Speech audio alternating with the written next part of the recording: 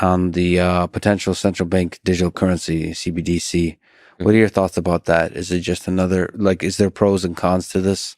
Is it at all interesting to you that they're even considering this kind of thing?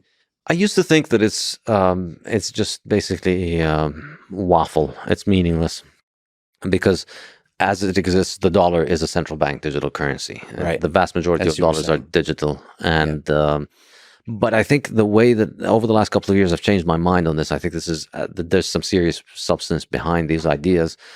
And what they mean effectively is the disintermediation of the banking system and giving everybody an account at the Federal Reserve. This is kind of the really dangerous idea, and I think this is enormously significant. Effectively, as somebody who's lived in the Soviet Union, what this is the return of the Ghost Bank on a global scale with modern technology.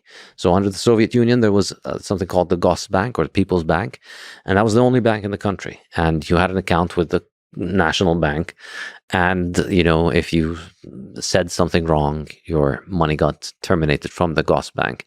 Now imagine that combined with the power of digital technology, and you can see that this could be an enormously powerful technology, really, because if banks are out of the picture, then we change the fundamental reality of fiat as being the creation of money through lending, and then it becomes the creation of money truly by fiat, by government fiat. So we move to a system in which money is just basically it's like we have money that is pieces of paper, and every time we've had fiat money that was just pieces of paper, it collapsed very quickly. With the current system, money is credit, and the creation of credit is restricted to some point, and the creation of credit is self-correcting. I discussed this in the fiat standard. If the central bank allows banks to create too much credit, that creates a bubble, and then there's a collapse in the money supply, which prevents hyperinflation from happening because the money creation is self-destructive. It's self-correcting. So you end up with an average of like 7% per year increase because you have 10% for 5 years, and then you get negative 20% for 1 year, and it's correcting. But now if you get rid of the credit creation mechanism and it's just assigning money directly, we're likely going to get much faster inflation. And I think that's obviously a huge problem, and perhaps the even bigger problem is the enormous amount of power that it gives to governments. It allows them to create an awful dystopia where you've got your money on your phone, and anything you do is completely supervised and controlled through your spending. So they want to introduce a new lockdown, then they'll just make your money not work. Your money's broken today. You can't spend money, or you can only spend money in your local supermarket for the next 3 months because you can't leave your neighborhood. Your money stops working outside of your neighborhood. This Chinese social credit score system is an example of this.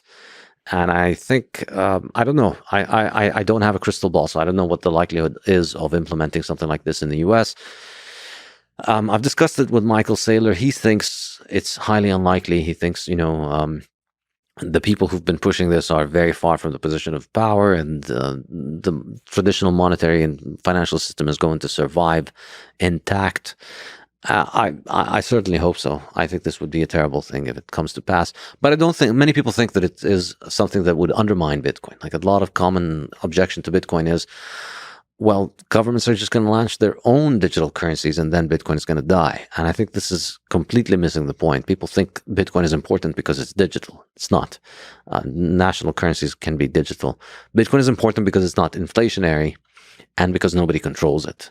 Central bank digital currencies are likely to be very inflationary, and they're likely to have very strong control at the top. So if anything, they are an advertisement for Bitcoin rather than a replacement for it. If it's Bitcoin, if it's gold, it's a way for multiple nations to partake. So if you were to imagine a future where we move from the fiat standard back to the gold standard and then to the Bitcoin standard, or skipping that, going directly to the Bitcoin standard, what would it take? Is it gradual? Is it immediate? What are possible trajectories that take us? Well, basically, where the final sort of empirical observation is that Bitcoin overtakes first gold and then bonds in terms of its monetary power in the world. But like just specifically from a government perspective, how do we move the United States, China, Russia, India, European Union to a Bitcoin standard? I'm not entirely concerned about whether governments move or not. In fact, I'd be very happy for them not to move as long as possible, so that individuals can accumulate more and more Bitcoin while it's still cheap. So the people will move and the governments will catch up. Yeah, and I think this is kind of what I allude to. I mean, the point of the fiat standard is really a Bitcoin book. It talks about fiat most of the time, but it's does so to analyze Bitcoin and the rise of Bitcoin. In the final chapter, I discuss how I think this relationship plays out. The way that I tend to think of it is that most likely what's going to happen is we're going to have kind of financial apartheid, where there's going to be two monetary systems. One is government controlled, and it comes with increasing amounts of surveillance and inflation. And then if you want, you can just opt out of that and get into Bitcoin. And it's likely going to be difficult for governments to stop people from getting into Bitcoin for all of the technical reasons that make it very hard to stop Bitcoin. So then we have this alternative that is Bitcoin, which is not inflationary and does not have a central authority that can censor it.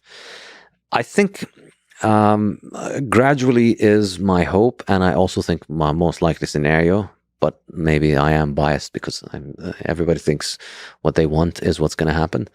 I think we're just going to witness, the same relationship, because governments make their currencies so that they can devalue them. And Bitcoin thrives on that. And more people are going to learn, more and more people are going to find out. And whether it's through curiosity or self-interest or through the destruction of their national currency, all roads lead to Bitcoin.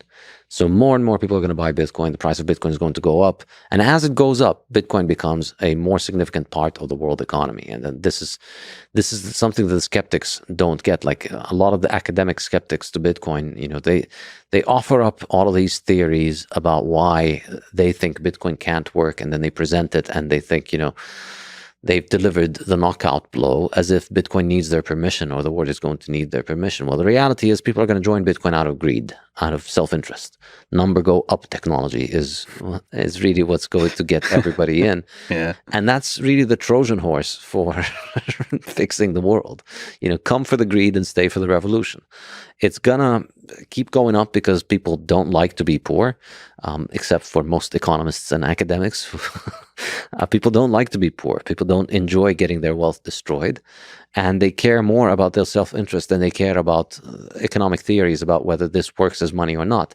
They see their cousin escaped hyperinflation and managed to get a bigger house because they bought Bitcoin 5 years ago. They realize maybe I should stop mocking my cousin and start buying more Bitcoin. And this is, I think, an indomitable force that's going to continue.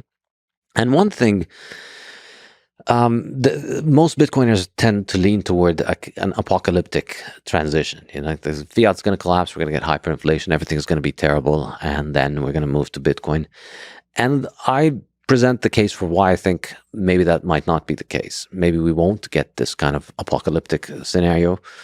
And it's because, and this was like the conclusion of the fiat standard, which is once you realize that mining fiat is creating debt, and Bitcoin is allowing, so in order to have fiat money, we need to have people borrow. We need to have people make loans.